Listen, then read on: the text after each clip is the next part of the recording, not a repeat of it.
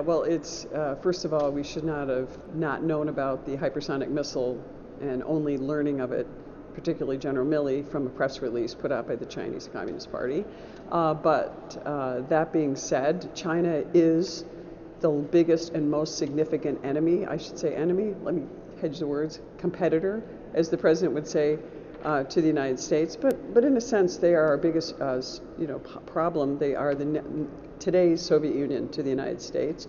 And as long as we do not continue to treat them that way, I think China is going to continue to be aggressive, and they're going to continue to leverage their Belt and Road Initiative in other countries, providing infrastructure and other ways where these countries just have no other opportunities, economic opportunities, other than to comply with the Chinese will. And so I really strongly believe that we need to deal with China as if it's the Soviet Union.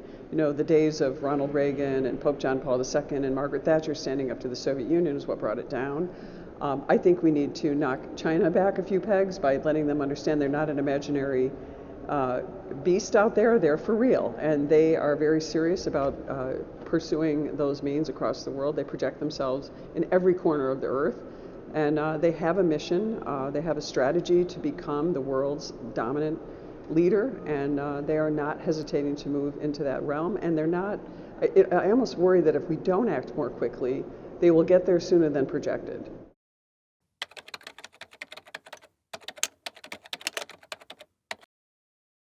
I think the lack of human rights, their willingness to show complete disregard for their own people and for allies around the world, and their willingness to move into communities and other countries just for their own gain and not for the benefit of the world.